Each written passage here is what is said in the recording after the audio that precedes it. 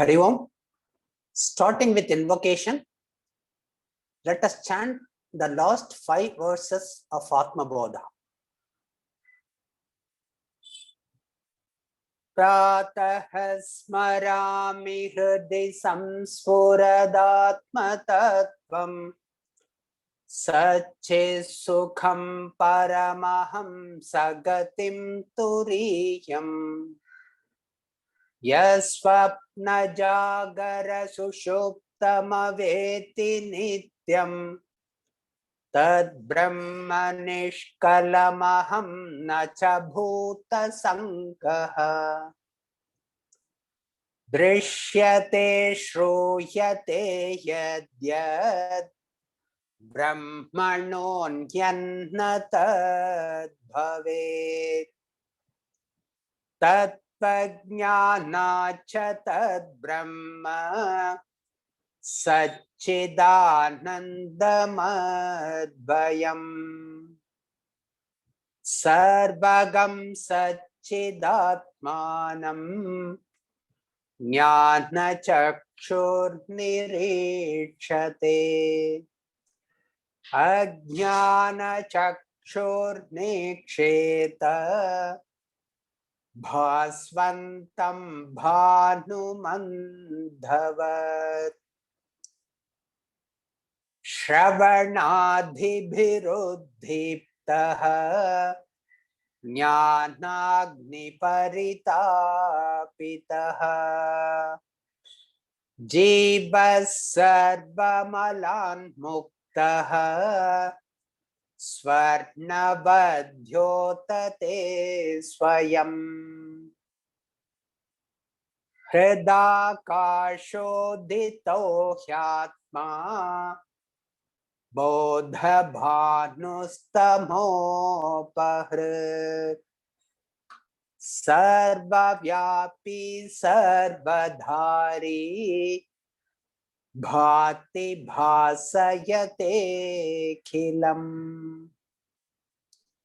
Digdesha kaladhyanapekshya sarvagam Shritadihrin nitya sukham niranjanam Yasvatmatirtham bhajate vinishkriyaha Sasarvavit sarvagato mrito bhavet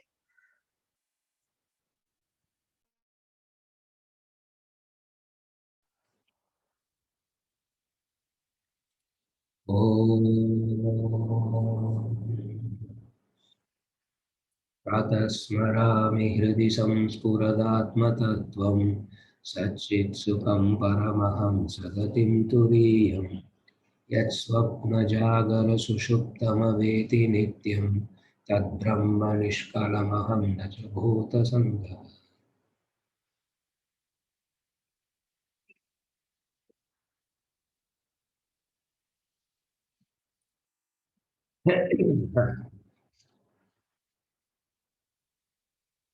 Verse number 67.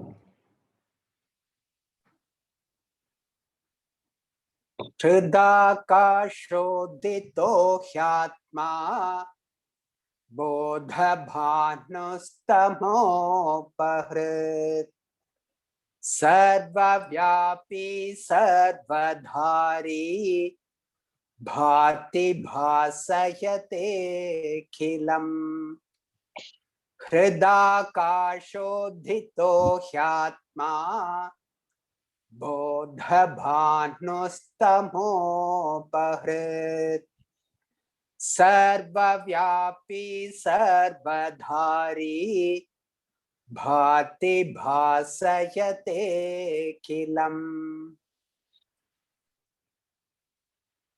Atman, the sun of knowledge, rising in the firmament of the heart, destroying ignorance, verily pervades and sustains all, shines and causes everything to shine. Atman, the sun of knowledge, rising in the firmament of the heart, destroying ignorance, verily pervades and sustains all, shines and causes everything to shine.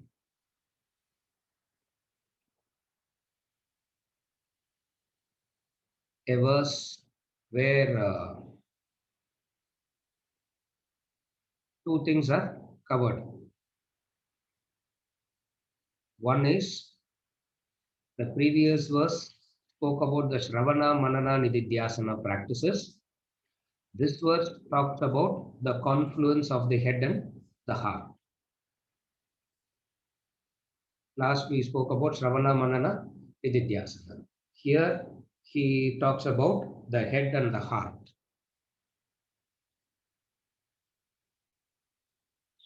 At the same time, the verse also is a kind of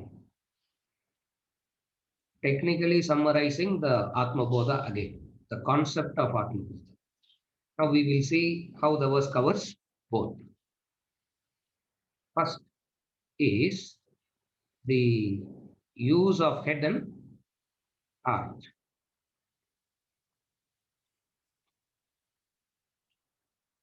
Shravana, Manana, Nididhyasana, all that gives an indication of the whole pursuit being the whole pursuit being intellect oriented without reference to the emotion part at all, thinking part at all. Primary thing that we have to accept is spiritual path is primarily intellect oriented, whether we like it or not. You can't get emotional here. The spiritual path is primarily intellect oriented. That's all. Since it is knowledge based, and knowledge is always driven by the knowledge of the intellect. Therefore, spiritual path is, at the outset, we have to be very clear that spiritual path is intellect based.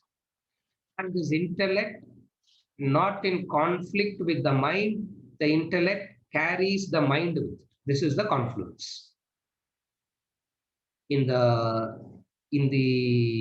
normal sense of it, the mind and intellect will never be in confluence. Intellect will say one thing, mind will say exactly the opposite of it. And invariably the mind wins. Invariably the mind wins because it has because it is more because of the power that it has, because of the power that the mind has. Mind is emotions. Intellect is that which guides and directs the emotions. That's all. Mind is the indiscriminative part in a human being. Intellect is the discriminative part in a human being. So the human being has two. One is the indiscriminate part, another is the discriminate part. The indiscriminate part is emotions, the discriminate part is the intellect. But sir, positive emotions, what do we do? Emotions, when guided, it turns positive. When emotions not guided, it is negative. You should be very clear with these basics now. No, sir, but we believe in that, but generally emotions, no, sir. Emotions is more important in life, no, sir. What is important in life is the feelings, no, the heart, no, the love, no. It is good for movie dialogues. It is good for to watch in season 1, season 2 episodes and all. It is nice. The reality of life is different. And what is the reality of life? Emotions ought to be guided, whether it is good or bad, doesn't make any difference. Love also has to be guided. Anger also has to be guided. If love not guided, it becomes dangerous, detrimental. So emotion is that which is the indiscriminate part, and spiritual path is predominantly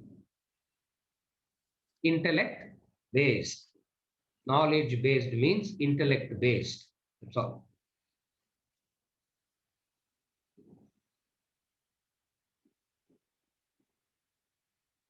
Even the person who talks about emotion has to give logic and reason to convince you how that emotion is the right path. I don't know whether you have observed. There are people who talk about bhakti is the best one, yoga is the best one, meditation as the best one, knowledge and all is knowledge sir, because it doesn't produce any result. It doesn't produce any effect. It doesn't produce any result. What is the use of knowledge? Where all these things seems to do something. If you have observed, all systems has to give logic and reason to convince you to take to that system.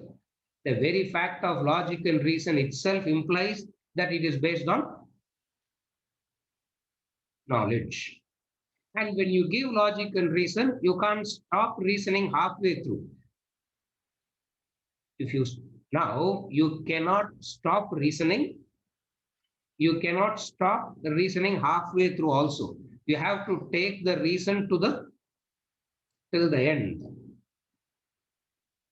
But what human beings does, they start reasoning and conveniently they stop. Conveniently they stop halfway through. Or use reasoning only to justify their emotions. Reasoning, instead of guiding the emotions, reason is used as a tool to justify their emotions. Now, what is a spiritual path? Spiritual path is being aware of this tendency of the mind and not yielding to it. Spiritual path is being aware of this tendency of the mind and not yielding to it. Therefore, spiritual path is strengthening the intellect. Development of the intellect and strengthening the intellect is spiritual path. One. Second, this intellect carries the emotions with it. The intellect carries the heart with it. It is not that it is stifling and drying up the emotions. Intellect doesn't stifle the emotions. The intellect doesn't dry up the emotions. The intellect guides the emotions. This is the confluence of head and heart. This is what is known as the confluence of the head and the heart.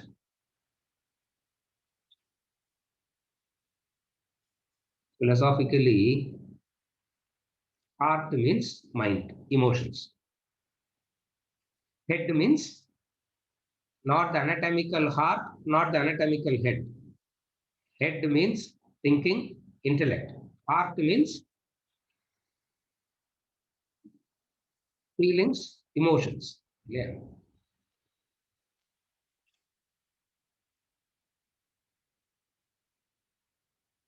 The heart is not here and the head is not here.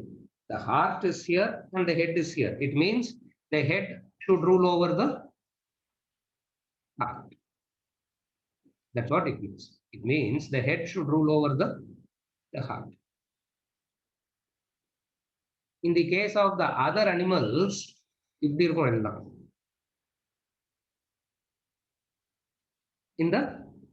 same plane. Today, human beings are also like that. Yeah, human being, very rare is to see a human being who is like this. All human beings are like this. If you see in the case of the animals, both are on the same plane. While both are on the same plane, nature is protecting. Therefore, they need not bother. It can afford to live life like that. It can afford to live life like that. The case of a human being, the freedom, the choice, the freedom is to guide your emotions. Spiritual path, spiritual practices is the combination of the head and the heart. Like he says, what the head understands, the heart feels for it. What the heart feels, the head understands. There is a confluence. Both are not in fight with each other. Invariably in life, there is the fight. That's why it's called Mahabharata battle. Yeah. The lower tendencies versus the higher tendencies. The lower tendencies, the mind, the emotions. The higher tendencies, which is exposed to the higher values, the knowledge. Always there is a conflict between the two. And what is the spiritual path? Resolving this conflict. The lower is devoted and obeys the higher. The lower is devoted to the higher. The lower obeys the higher. And it requires lot of tapas, lot of Shravana, Manana, Nididhyasana and tapas to do this.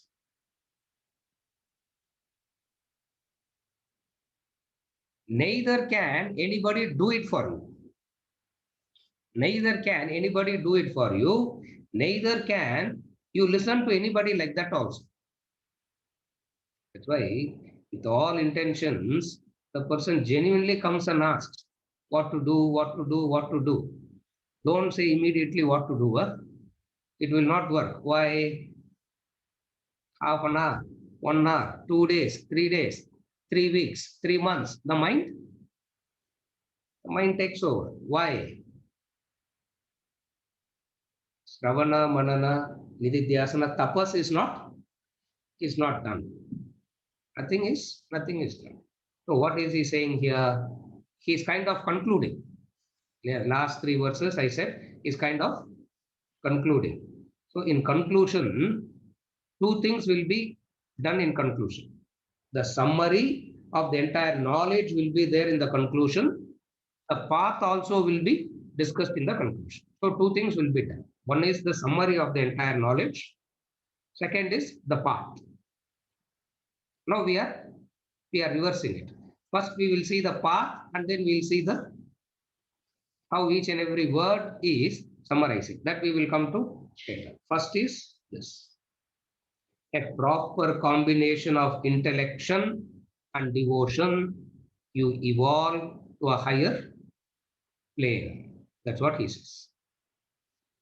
With a proper combination of intellection and devotion, you evolve to a higher spiritual level. And what does this combination means?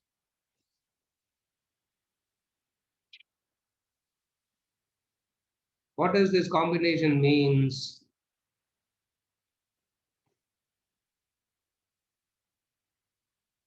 When the intellect says, don't do, howsoever painful it is, the mind will listen. Because it understands that no is its own welfare. It understands. That's why it listens. It doesn't listen when it sees the no as interference. Are you able to follow what I'm saying? When the no is seen as interference, mind will not listen. It will say, who are you? Who are you to tell me what I should do? I will do what? I will do what I want to do. I have the freedom to do what I want to do. So the no can be seen as for my own welfare, and it can obey and follow, though painful. This is bhakti. Shankar, purida bhakti na?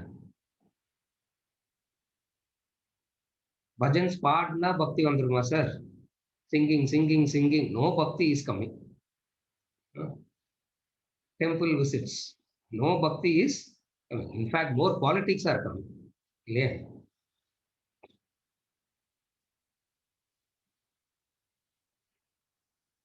Should the worship be done according to North Indian style or South Indian style? That's fight, welfare association. There is a temple in the association. There is a temple in the apartment. I don't know why there has to be a temple in the apartment, why there has to be a temple in the hospital. We don't know, but it is there. Why people built it, God only knows they built it. And then there is the fight going on. What is the fight? Should the worship be done according to North Indian style or South Indian style? South Indian style na Ganpati likes. South Indian style Ganpati likes. What he likes? Kolkata he likes. North Indian style na he likes. Pathale, you don't feel like eating, no? That orange color laddu, you look at that, you don't feel like, you don't even feel like touching it. Huh? What is that called? அதுக்கு ஏதோ ஒரு பேர் இருக்கு. பேடா. பேடா. என்ன கணேஷ்? பேடா, பேடா.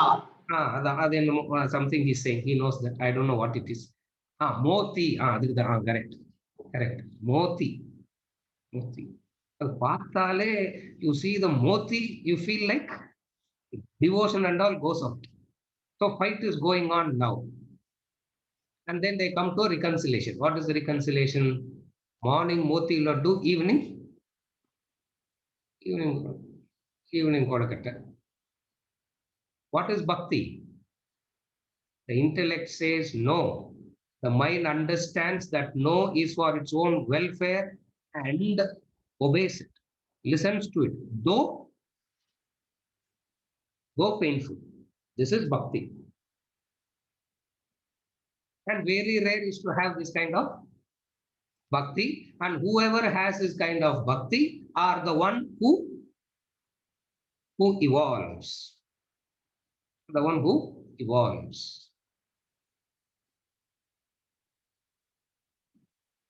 Opposite of that is yielding to the emotions. Opposite of this is you yield to the emotion. Whatsoever be that emotion, it doesn't really matter. Whatsoever be the emotion, you yield to it. And you yield to the emotion, it destroys you.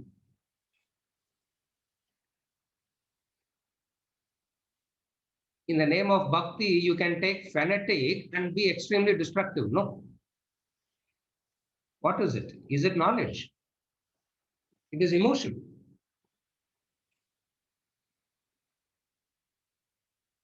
All religions talk about love, and all wars are fought in the name of religion.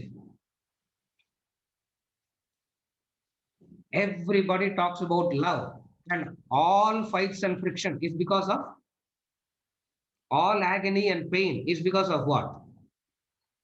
Love. It means love per se is not the problem. The human being doesn't know how to guide that. But love means it should not be guided, sir. It should be just allowed to be like a waterfalls. It should, like a waterfalls, it should just to flow. Clear. Spiritual evolution is this combination. The combination of the head and the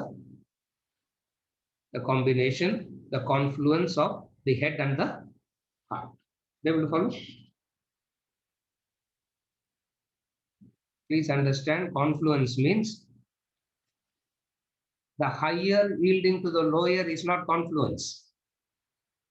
The higher succumbing to the lower is not confluence. It is weakness. What is confluence? The lower struggles to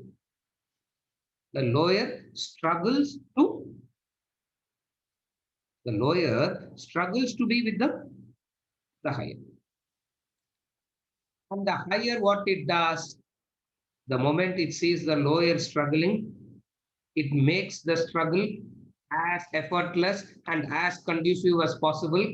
That is the bliss of spiritual sadhana. The moment the lower is struggling, the higher doesn't stay quiet. Immediately the higher brings in a kind of a comfort, a joy. This is the joy of spiritual. So, what is he saying here? Sravana Manana Nididhyasana gave you a different aspect of spiritual growth. This verse is talking about a different aspect of spiritual growth. So, two things are spoken of. Are you able to follow now? Sravana Manana Nididhyasana spoke about one dimension. This verse is speaking about another dimension. And what you need to understand, spiritual growth or human being development, both are one and the same. Developed human being and the spiritually developed, all are one and the, all means the same. What is it here? The confluence of the head and heart. In that confluence, there is no resistance. Otherwise, there is resistance. Confluence means there is no resistance. Otherwise, there is resistance. What is the resistance? The resistance between the friction between the mind and the intellect. The friction, resistance between the head and the heart. Therefore, he says, you need to pursue intellectually the knowledge of reality and maintain a healthy feeling of devotion. The devotion must be healthy. What is the indication that the devotion is healthy? Or indication the 35 qualities, first quality. Healthy feeling of devotion. What is the healthy feeling of devotion? In the 12th chapter, he gives 35 qualities of the devotees of God. I am saying I am devotee of God. God says, these people are my devotee. What is more important? God saying no. And what does God say? First quality. That is enough. First quality. That is enough. Adveshta sarva bhutanam. One who has no hatred for any being. No hatred. What is this confluence of head and heart? Knowledge and humility, wealth and magnanimity, power and sympathetic is the confluence. Are you able to see the combination? What is the combination? What is the confluence of head and heart means? Nice, what is that? Or combination, nice, head and heart confluence and all is right. But what is it in real life? How do you understand it practically? A combination. What is the combination? Knowledge and humility is the confluence. Wealth and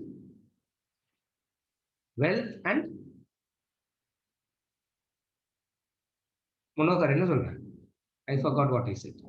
I didn't forget that. Wealth and magnanimity. That is confluence.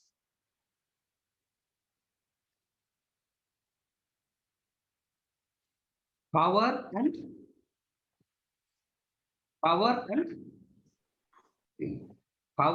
compassionate. Empathy. Power and sympathy. Power and compassionate. See, only when this confluence is there, it is a value. If this confluence is not there, only knowledge and no humility is of no meaning. Only humility, no knowledge. He is a very humble person, sir. Again, it is of no use. So, I have asked any number of people, okay, we have heard this combination. How would you explain this combination in practical terms? The exam corner notes comes and aids. Okay. What is the combination? See, a person has power and not, he has power and not use it, abuse it. Yeah, that is the confluence. He has knowledge and he is humble. He has wealth and is magnanimous. Magnanimous. In a mother, you can give any number of pairs. Huh? You can go on giving any number of pairs. Are you able to follow? Venkatachalam. You can give any number of pairs like this. And this is what in practical life, you can understand it as the confluence of the head and the heart.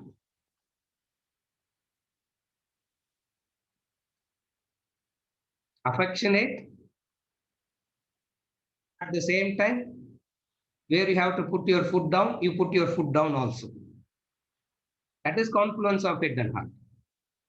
Are you able to follow? Everywhere, anywhere. Make a mental note of this. Confluence means, example. 2 examples, if you remember, down the line, you can go on doing it by yourself.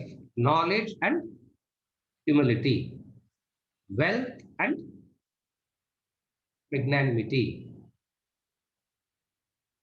Bravery and sympathetic. That's a combination. Power. Bravery means power and yet sympathetic.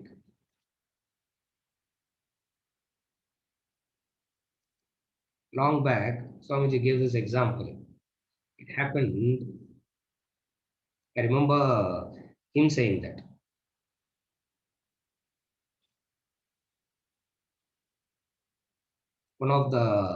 During one of the Christmas seasons, in one of the supermarkets in London, Muhammad Ali was shopping. Crowded. Yeah, social distancing, no social distancing. Too much of crowd. When he was moving away, by mistake he hit on somebody. The person on whom Muhammad Ali hit gave one hit to Muhammad Ali on his face. And he quietly said sorry and moved away. Imagine him given back power and being. This is the combination. This is what is known as the confluence.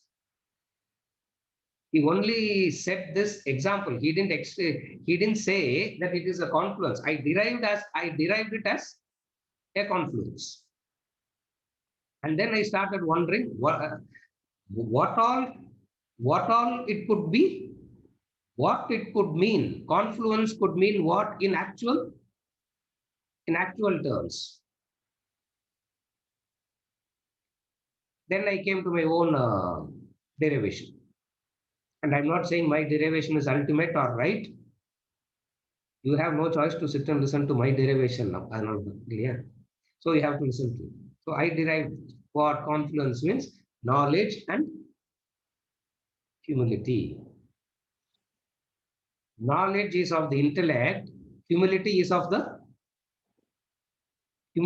emotion.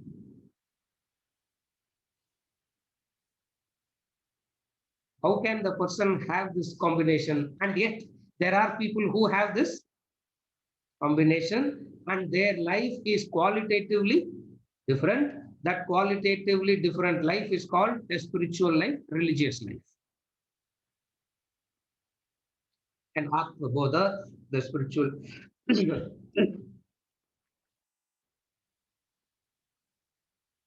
Atma Bodha, spiritual knowledge, is to help a person lead this qualitative life.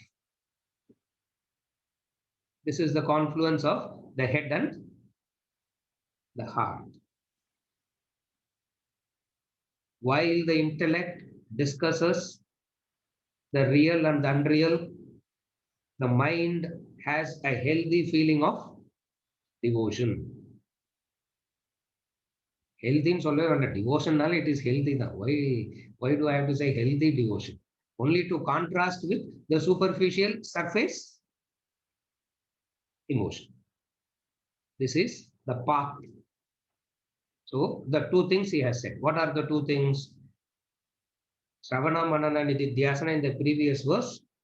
In this verse, he is talking about the confluence of the head and the heart. Having given the path, the entire Atma Bodha knowledge is also summarized. Now we'll get into that understanding. We'll get to see what is he saying there. Atma Bodha. What is Atma Bodha?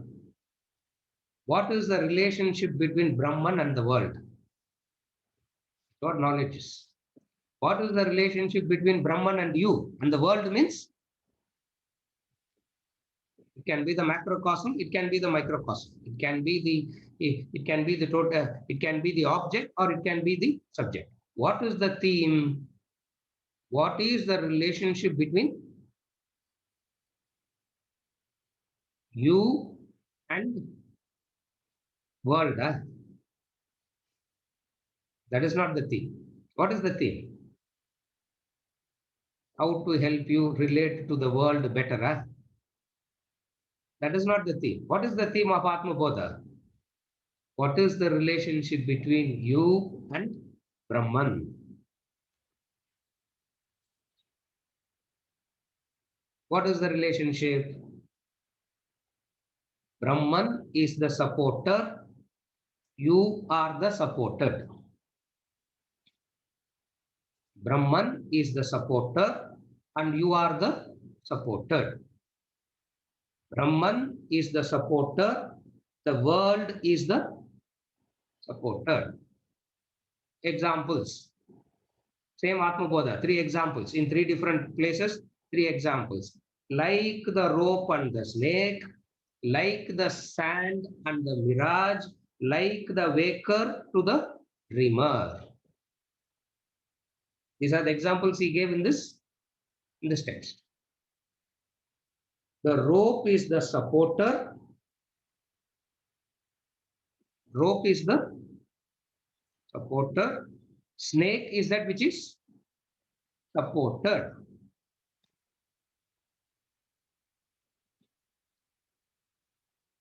Sarva Adhara.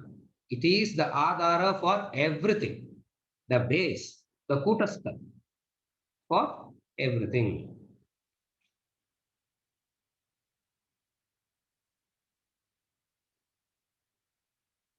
Now, Brahman supports you.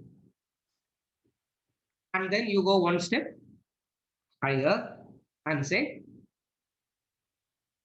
I am that Brahman. Correct. A few are saying that. Very good. So nice to hear that. Clear. Not that you have become Brahman or anything, but surely will become. But just to say that. Yeah. You are not the supported, you are the supporter.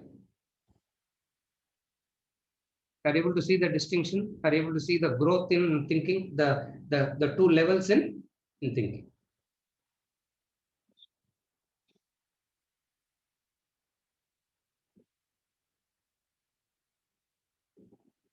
I am the bulb enlivened by electricity. Perfect. I am the electricity enlivening the bulb. I have nothing to do with the bulb. I enliven the bulb. I enliven the bulb. I have nothing to do with the bulb. Electricity says that. Similarly, you can say, I enliven the equipments to function. I enliven the body to perceive and act. I enliven the mind to entertain all emotions, good, bad, indifferent. Doesn't matter. I enliven. I enliven the intellect to entertain various thoughts.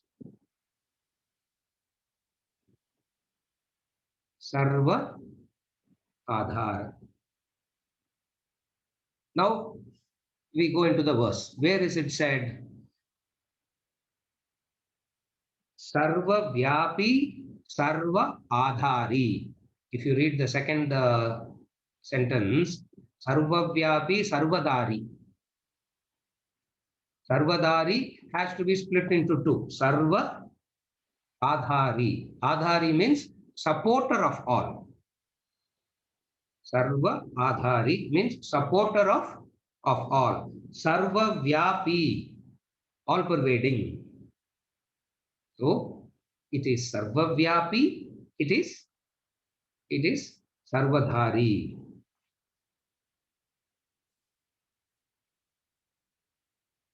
Gold is all pervasive over the ornament. Sarva Vyapi. Gold is Sarva Vyapi. And gold is Sarva Adhari. It is Sarva Vyapi and it is Sarva Adhari. It means there are no two things. What you see as two things is an apparent distinction is what you see. In reality, there are no two things. In reality, there is no gold that is supporting the ornament. In fact, the gold and the ornament are one and the same. Out of ignorance, you see it as two separate.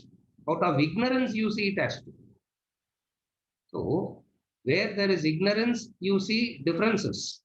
Where there is knowledge, you see the aikyam, the oneness. Out of ignorance, the gold and ornaments are seen separately. Knowledge says the separation is an apparent difference. In reality, it is one and the same. So what is this consciousness? Brahman, Atma Bodha, no? Knowledge of Brahman, knowledge of Atman. So what is this? It is Sarva Vyapi, it is Sarva Dhari. Sarva Vyapi, Sarva Dhari. These are all theme of Atma Bodha.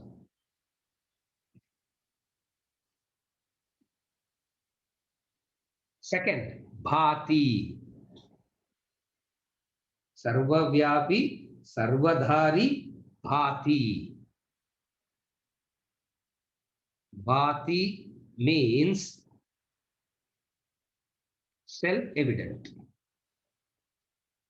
Bhati means self-evident, shines. Does not require another proof of existence. That is Bhati. It doesn't require another proof. Brahman is self-evident in the form of consciousness. It is self-evident. In that sense, it is Bhati. Self. It proves itself by itself. That is called Bhati. Example. At least you should remember the examples, no? Example, light. By what light the light is seen? By what light the light is revealed? That is Bhati. It is self-revealing. Not only it is self-revealing, it illumines. So Bhati means it is revealing and it illumines. Wherever there is an object, light makes it, light illumines the presence of the object.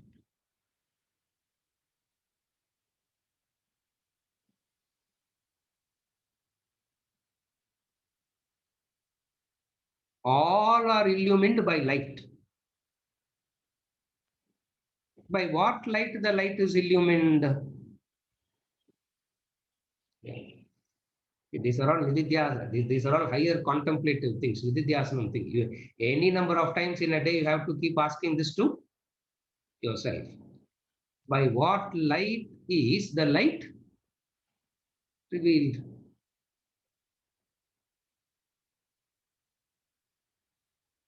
The truth that requires a proof is not the truth. Because if it can be proven to exist, it can be proven the otherwise also. Are you able to follow? If something can be logically proven, the same thing can be logically proven otherwise.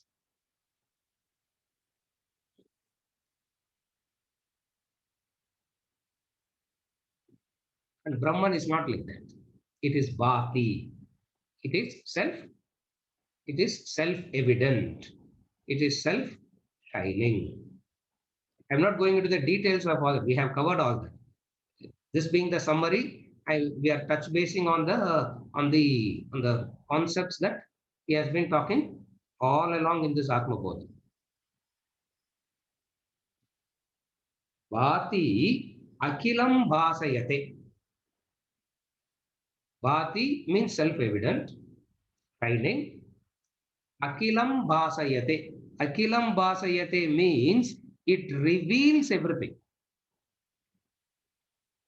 It reveals itself as it is revealing everything else. Just as the dawn before the sun, all that examples you should remember. The sun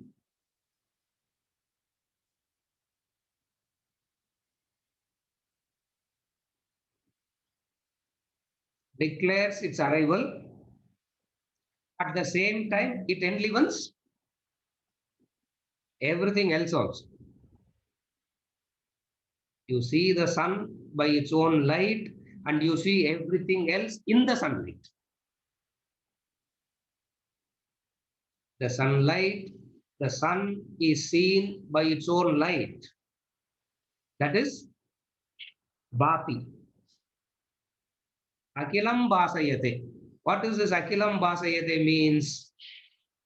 With the help of the sunlight only, rest are also seen.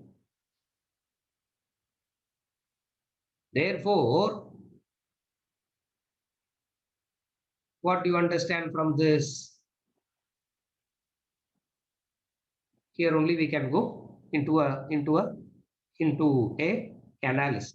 Here only we can go into the analysis.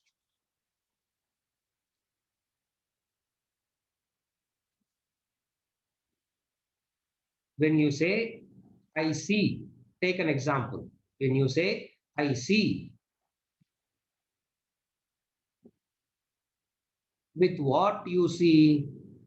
Eyes, sir. Where is the problem? Eyes. Then you say, no. Eyes plus light. Light is also required. So, eyes see with the aid of light. It's finished. Atmavada comes and says, you have forgotten the most important. You have missed the most important. What is it? The consciousness. That consciousness is akilam bhasayate. And what is this consciousness? Consciousness in the form of knowledge. That's where you say, I know. You see, and then you say, I know what I see, or you say, I don't know what I see. Something you say, I know. Something you say, I do not know. That which enlivens what you know and that which enlivens what you do not know is beyond these two. That is akilam bhasayati. That is the pure consciousness.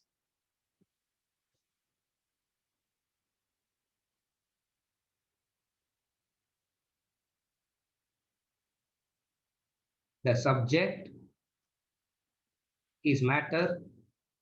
The object that it is interacting with also is matter. The consciousness enlivens the subject and the consciousness enlivens the object, and the subject and matter or subject and object are interacting blissfully, ignoring, forgetting the consciousness. The consciousness is that which supports the subject. You, the individual, Jiva. The consciousness is that which supports the object. And then there is an interaction between the subject and the object. And there's an interaction between the subject and the object. And both the interaction itself is possible only because of the consciousness supporting it. That's where the waker's mind to the dream is the best example. And you can't get a better example than that. One part of the waker's mind becomes the dream subject. Another part of the mind becomes the dream object in the dream. Who is the subject in the dream? The mind. Who is the object in the dream? From where is the object coming from? Same mind.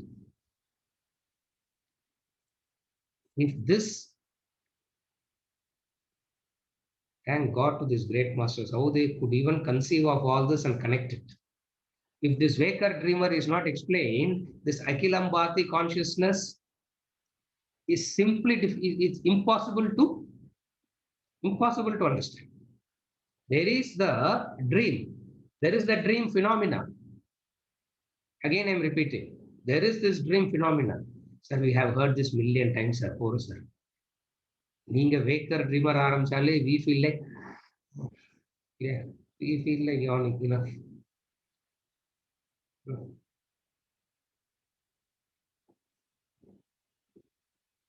There is this dream phenomena. And this dream phenomena is made up of two. What are the two that the dream phenomena is made up of? The dream subject and the dream object. There is the subject, the dreamer, and then there is the dream world of objects and beings, is the dream phenomena.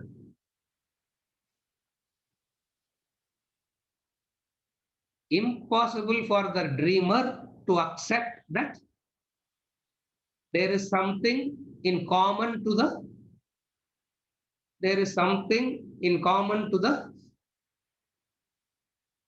dreamer, the subject and the object. The dreamer will say it's sheer nonsense.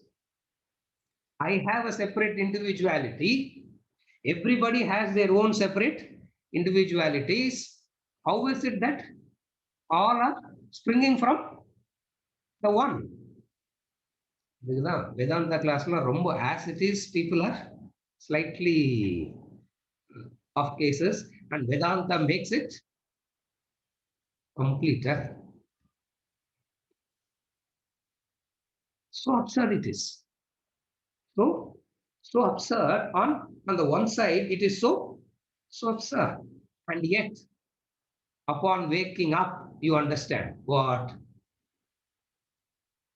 Upon waking up, you understand the mind, the same mind became the same mind was the dreamer. The same mind is the dream subject, and the same mind is the dream object, and there is a fight, big fight between the two. No fight. Love also between the two.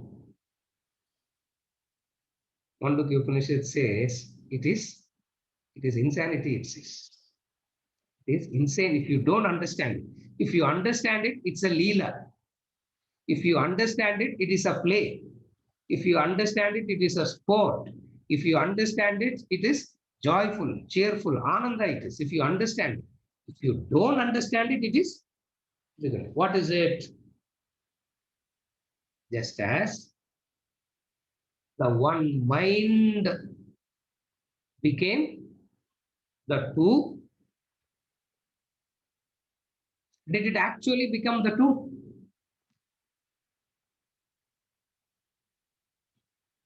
We don't do funeral prayers for the dream, no? Do you? Every day you dream. Next morning you don't do funeral prayers. Oh, I had a dream and so many people are dead in the dream. I have to do funeral prayers for them in the... Do you do that? Why you don't do all that? Because you have understood that they didn't. Because you understood that they didn't exist in the first place. You know that. Even when the dream was existing, in reality,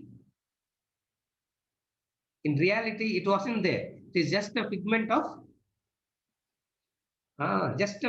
imagination. Up to this point, it is acceptable. But what I am going to say now is unacceptable. If the root cause of the phenomena itself is imagination, down the line, the whole lot is imaginary. Down the line, the whole lot is imaginary. This is not acceptable, sir. Stop at the previous step, we are okay. Next step, the conclusion that you have to arrive at about your own experience is something that is too difficult to digest. Are you able to follow? If the basis of the phenomena is imaginary, each and every part of the phenomena has to be imaginary only. If gold is the basic material, each and every aspect of the ornament has to be gold only. If the phenomena is imaginary, down the line, all that is happening there is imaginary. What is not imaginary in this? What is not imaginary in this? Everything is imaginary. But what is not imaginary in this whole phenomena? The consciousness is not imaginary. The consciousness is not imaginary, and this consciousness is not imaginary, and this consciousness you are. It concludes. And it comes and concludes to that level it concludes. It means the phenomena is imaginary by nature. Imaginary means what? We have seen it any number of times. Imaginary means Maya, temporary. Imaginary means temporary. How long is this temporary? Temporary, sir, but on the temporary, how long this temporary will last? As until you wake up. Correct. Correct. Till you wake up, it will exist. As long as you don't wake up, it will exist. Meaning, now what is freedom from the phenomena? Wake up. Knowledge wakes you up. What does freedom means? Wake up. Simply wake up.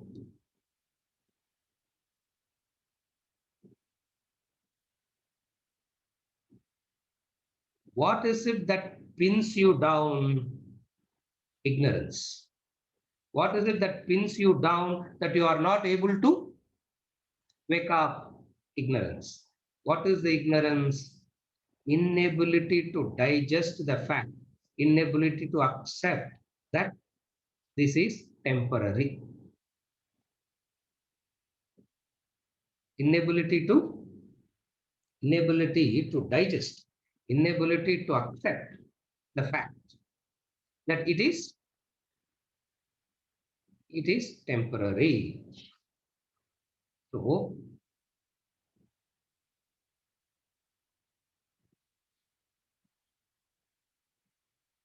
recognizing that this is temporary is the only way that you can wake up.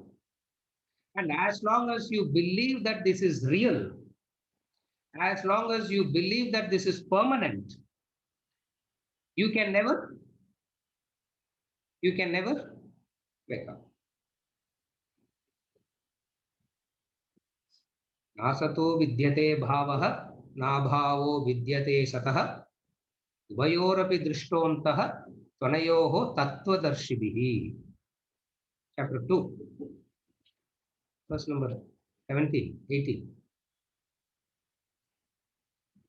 नासतो विद्यते भावः नाभावो विद्यते सतः उभयोरपि दृष्टान्तः त्वनयोः तत्त्वदर्शिभिः. Drishtanta means philosophy, knowledge. Whoever has this drishtanta is tattvadarshibhihi. They are the ones who have known the truth. Rest are all caught up in the ignorance. So what is knowledge?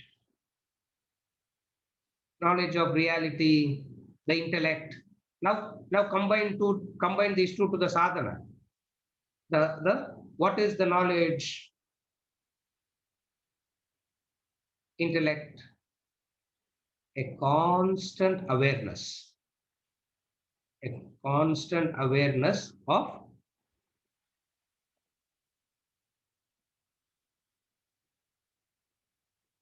what is real, what is unreal. See, unreal, we use the word unreal more of a linguistic purposes, real and unreal. Don't literally take it as unreal. It is the distinction between the real and the temporary. The real and the temporary. Temporary becomes real. The strength, what makes the temporary strong? What makes the temporary appear real, permanent?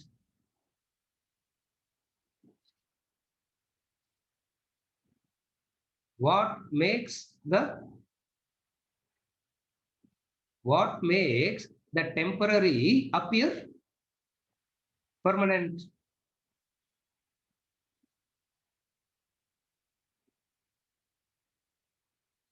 Anybody? Non-awareness of intellect.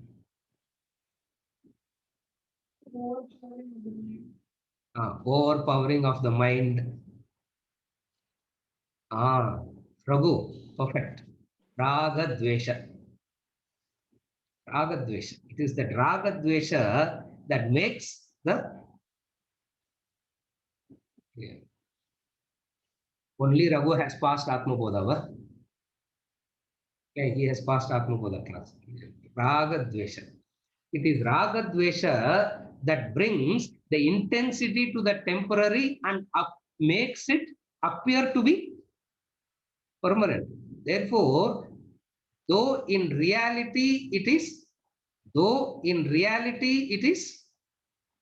temporary, the Raga Dvesha makes you to believe that it is permanent. So, yeah. In the Raga Dvesha, I can sleep tonight. Otherwise, I can't sleep. Why are you connecting with that? If I don't say this, then how I can't sleep? No.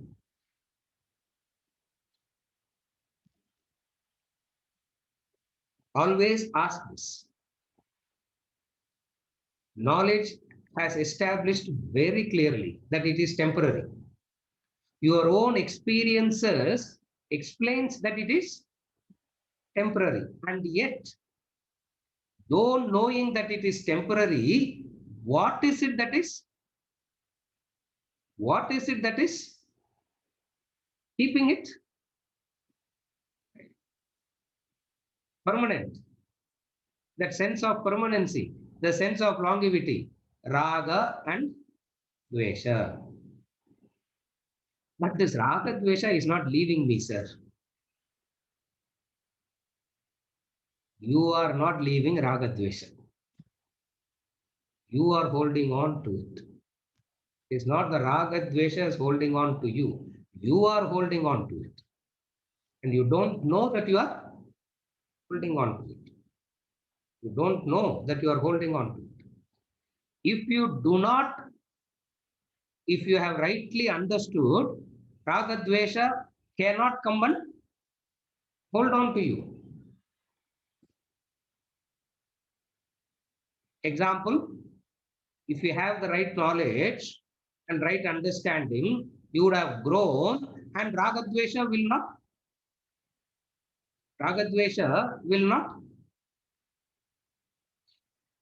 affect you after that. Example,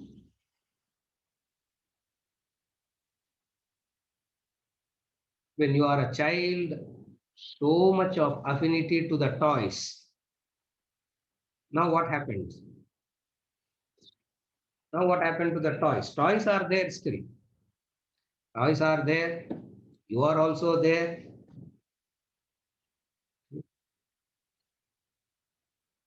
At that time, you have to cry and make a scene to get one toy, no?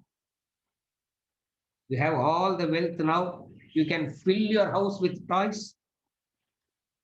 Why don't you do that?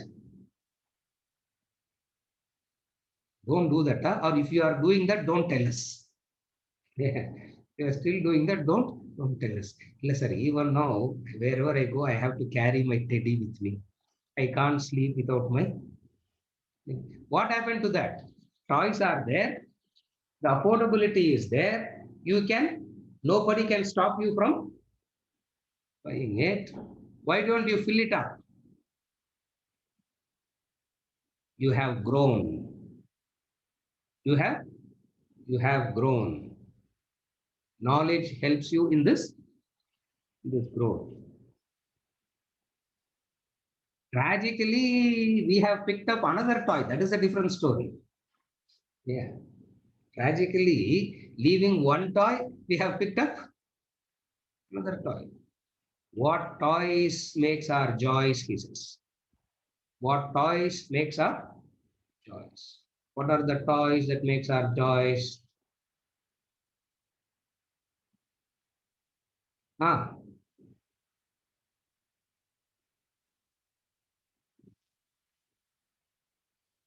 சொல்லுங்க. Yeah, I'm waiting. Somebody will say. Venkat யாரையும் unmute பண்ணி விட்டுறாதீங்கவா? Don't unmute. இல்லையா, அப்படியே இருக்கட்டும், மியூட்லயே இருக்கட்டும் எல்லாரும். எல்லாரும் ஒரே சமயத்தில் பேசினாங்கன்னா name, fame, power. Correct, exactly correct. Name, fame, power, position, status, wealth, family. These are the toys that makes our joys, and anything happen to any one of these, the child is devastated if something happens to the toy. You are devastated if anything happens to any one of these. I can't stand people talking bad about me, sir. I don't deserve that, no? Caught up in name, fame. I want to be, I'm not known at all, sir. Profile picture change panna, sir. Nobody even noticed it. Like kuda varla. Yeah, I change, no, like, and I have to call everybody and say, like it. And then you have to pay them to, like it. And then, what a satisfaction. How many people are? Yeah.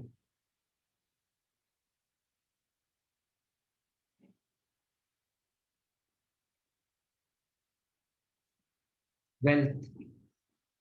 அது பத்தி பேசவே வேண்டாம். Because the amount of the way in which we are caught up in that need not be even discussed. Family means emotions, relations.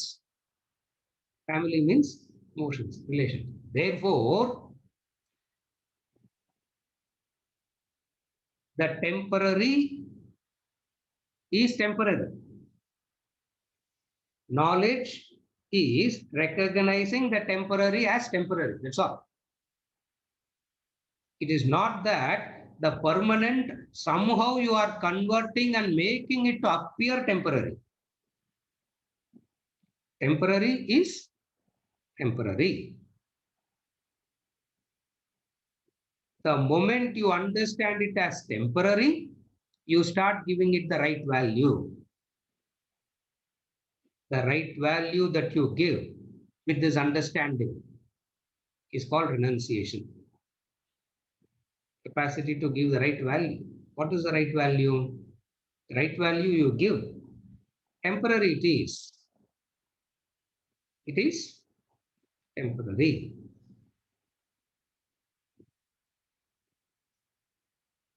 The moment you are understood and convinced that it is temporary, then the adhara becomes more important. That which is supporting everything, that which is the base of everything, that which is the reality becomes all the more interesting to pursue. When you are seeing the world as real, you cannot pursue God.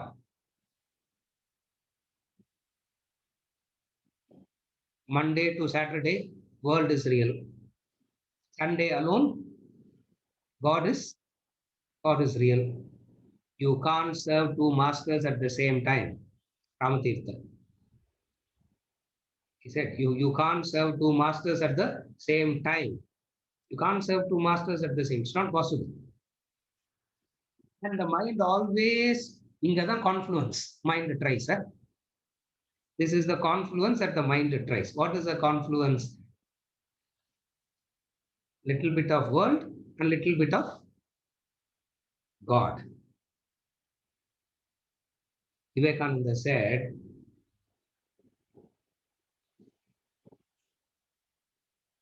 God is not like icing cherry on the cake. It's not an additional factor to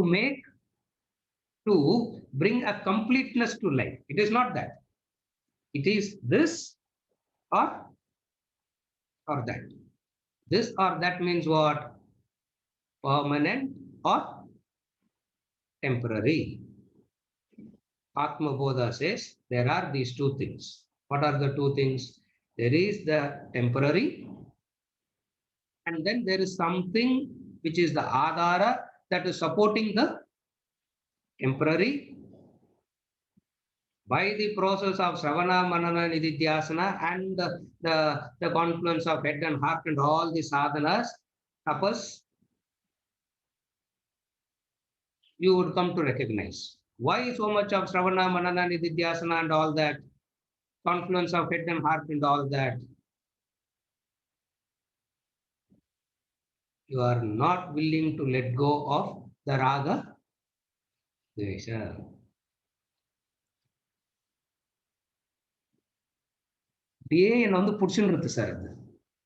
Like a ghost came and possessed you. You went and possessed that. It is not that raga dvesha came and possessed you. You are possessing that. And how do you let go of it? How do you let go of it? By bringing in the right knowledge. What is the right knowledge?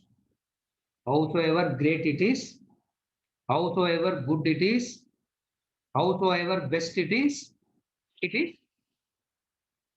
temporary. Beautifully summarized in one sentence. Even this shall pass away. Even this shall pass away. But it is not passing, sir. Even this shall pass away. Even Dishal Asti.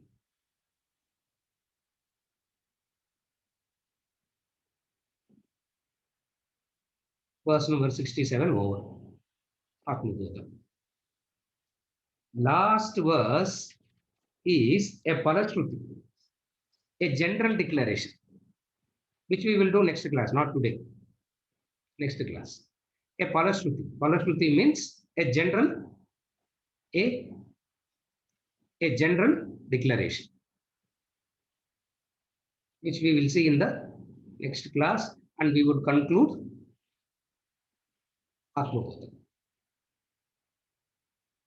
With this, we conclude verse number 67 today. 68, the Palashruti, which we will do it in the next session.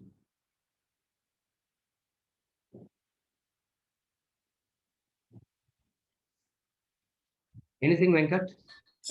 A small seems has a clarification. சொல்லுங்க.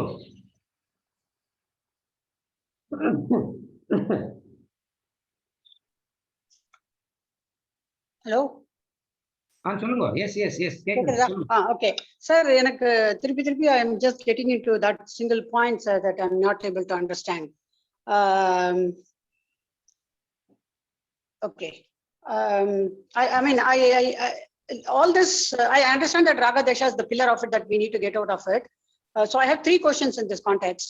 Is the so-called negative feeling, that arrogance, domination, aggression, whatever, all those negative feelings, are they all due to Raga Desha?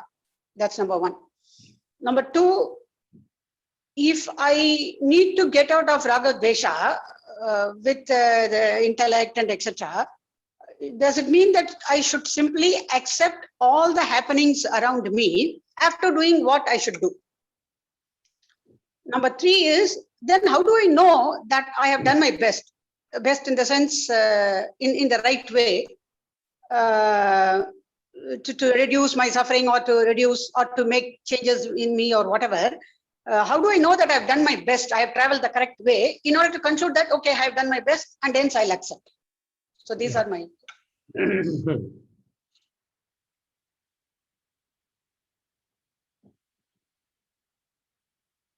Say the second one, the second clarification. I mean, I mean, in order to, I mean, should I simply accept all the happenings around me after doing what I ought to do? Exactly correct. That, yes. After doing what you ought to do, whatsoever happens after that, you only Accept. You accept. You are right. After doing that which you ought to do, whatsoever the result is, you accept. Then the natural corollary is, how do I know whether I have done my best? How do I know that? You know that you have done your best if what you are doing is done with the spirit of service and sacrifice. Whatsoever you do, if it is done with the spirit of service and sacrifice, yajna karma, idam na mama. In the yajna, there is this the attitude, idam na mama.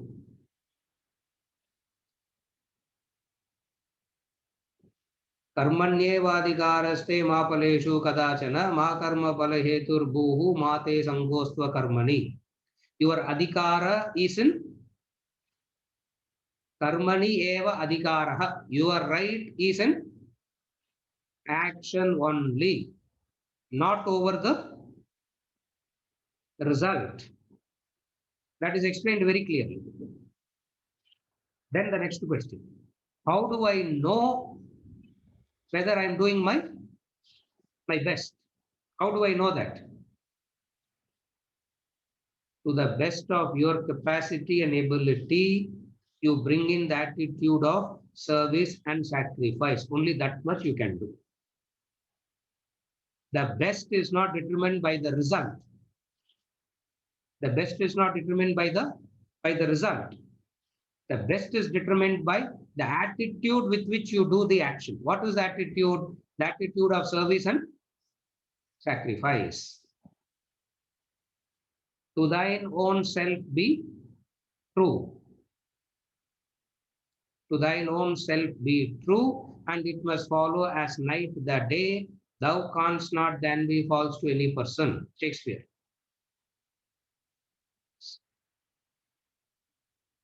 You do according to your conviction.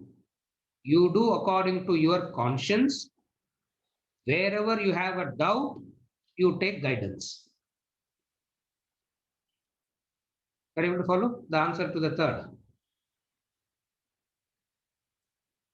Whatsoever you do with the spirit of service and sacrifice. What does spirit of service and sacrifice means? When we do the yajna karma, we give the ahuti, and then we say that is the yajna. Idam na mama. Agnaye swaha, agnaye idanna mama. Varunaya swaha, varunaya idanna mama. So the deities are many, the activities are many. Idanna mama is common. Meaning human beings have manifold activities, hundreds and thousands of activities. But one thing is common to all these hundreds and thousands of activities. What is it that is common to hundreds and thousands of activities? Idam. I consciously bring in this idea. Idam na mama.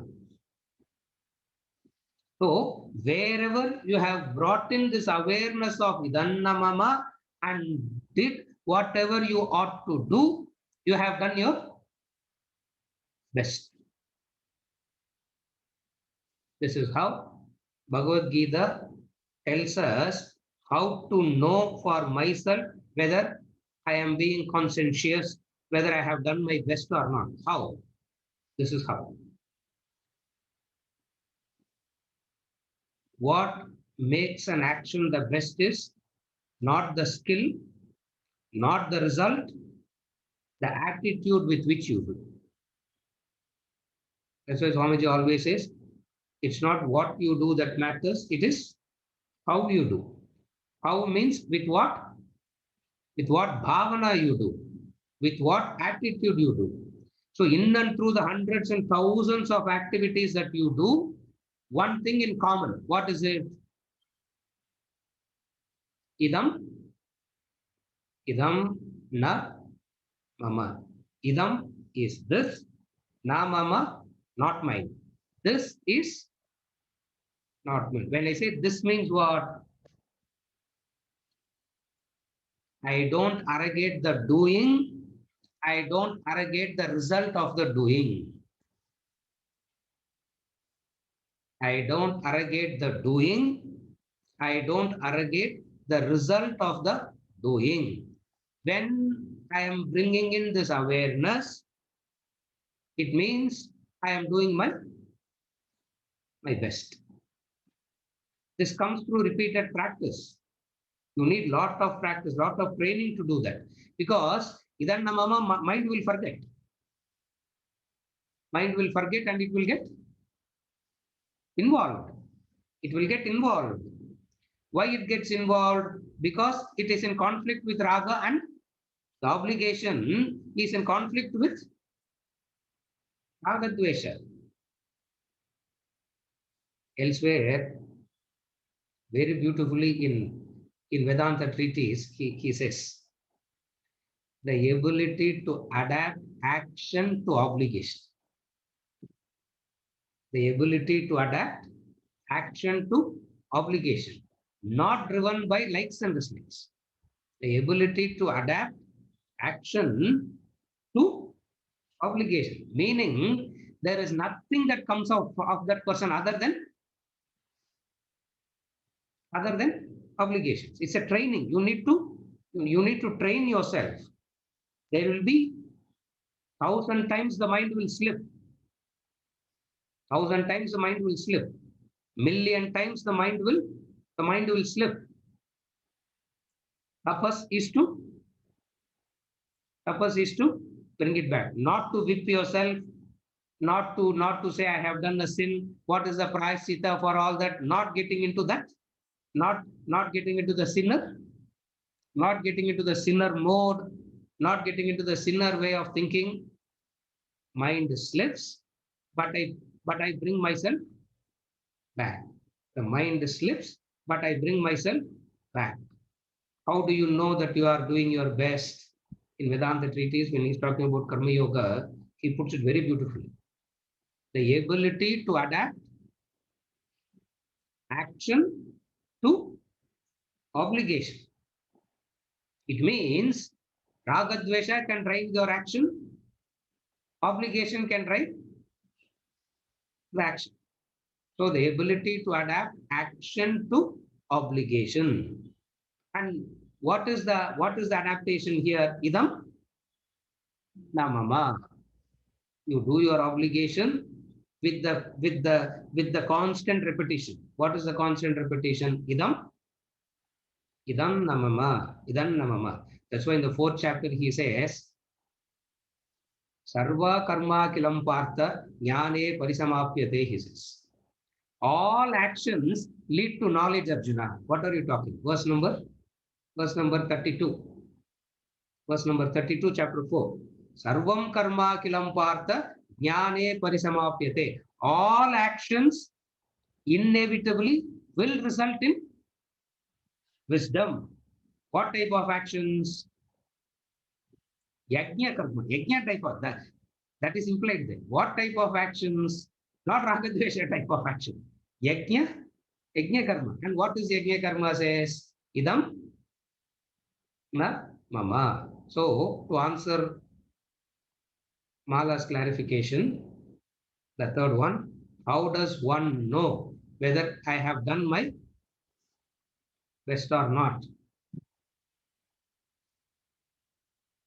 What all you should not decide upon the skill, the result. You don't decide whether it is best or not based on the skill and the result. Then what is it dependent upon? It is dependent upon the bhavana, the attitude. What is the attitude? I will do my obligations, mind will slip, again I will get up and do my obligations. Mind will fall, again I will get up and do my obligations.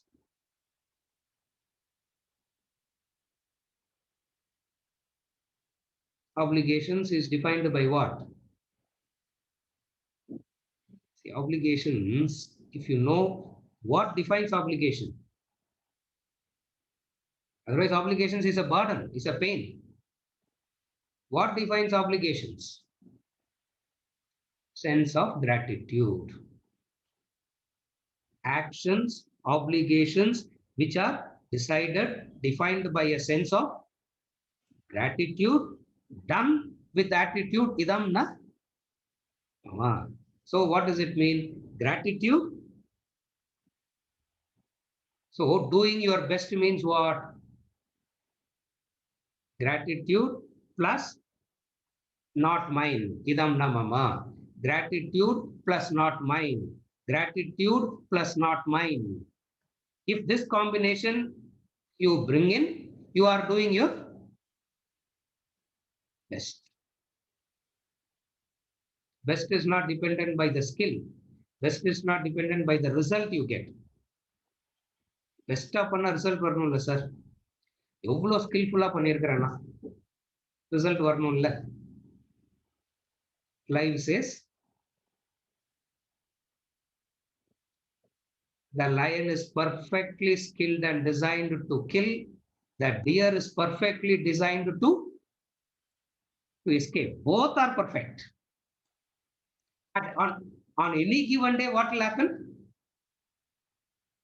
That is life. Are you able to follow? Skill, perfect. The lion skill is perfect.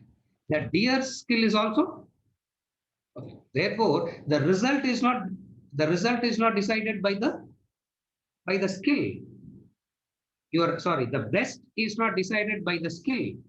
The best is not decided by the result either.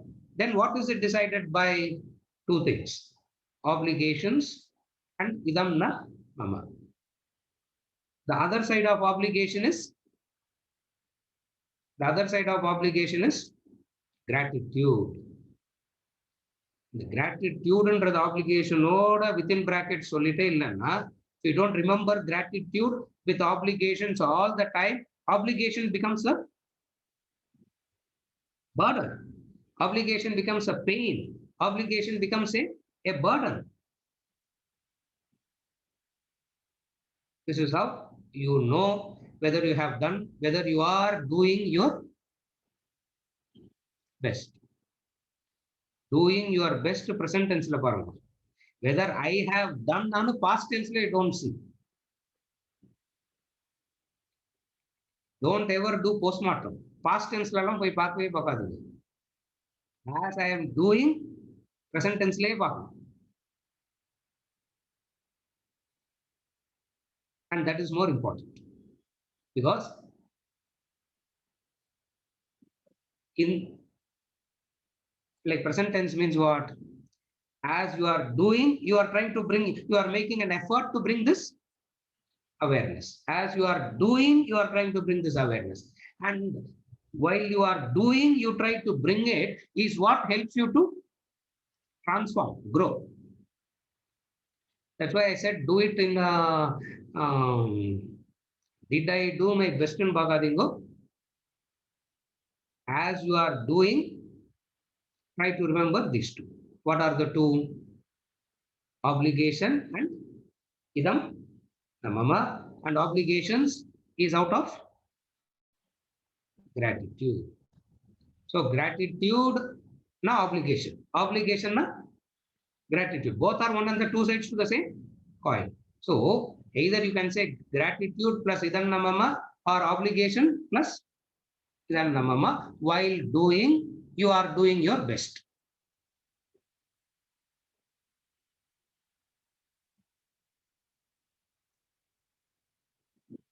Think about this.